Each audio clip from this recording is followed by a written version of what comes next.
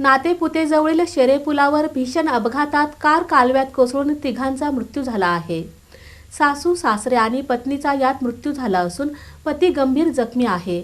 या घटनेने परिसरात शोककळा पसरली आहे. नातेपुतेजवळील शेरे पुलावर पहाटेच्या सुमारास झालेल्या भीषण अपघातात कार नीरा उजव्या कालव्यात कोसळून सासू सासरे आणि पत्नीचा मृत्यू झाला तर पती गंभीर जखमी झाला आहे. ही घटना शुक्रवारी पहाटे सुमारे 4:30 वाजता घडली असून परिसरात शोककळा पसरली आहे. मुंबईतील सुनील मोहन टेळेकर वय 36 हे कुटुंबासह रामनवमी यात्रेसाठी माळशिरस तालुक्यातील फोंडशिरस येथे आले होते. पहाटे मुंबईकडे जात असताना नातेपुतेजवळील शेरे पुलाजवळ चालकाला डुलकी लागल्याने MH43 CC 0158 इर्टिका कारवरील ताबा सुटला आणि वाहन थेट नीरा उजव्या कालव्यात कोसळले. या अपघातात हनुमंत लक्ष्मण जठार वय 55, मंजुळा हनुमंत जठार वय 49 आणि प्रीती सुनील टेळेकर वय 30 यांचा पाण्यात बुडून मृत्यू झाला. हनुमंत व मंजुळा जठार यांचे मृतदेह बाहेर काढण्यात आले असून प्रीती टेळेकर यांचा शोध सुरू आहे. सुनील टेळेकर हे या दुर्घटनेत जखमी झाले असून त्यांच्यावर जवळच्या खाजगी रुग्णालयात उपचार सुरू आहेत. घटनेची माहिती मिळताच नातेपुते, पोलीस आणि स्थानिक नागरिकांनी तातडीने मदत कार्य सुरू केले. प्रीती टेळेकर यांचा शोध घेण्यासाठी SDRF ची टीम,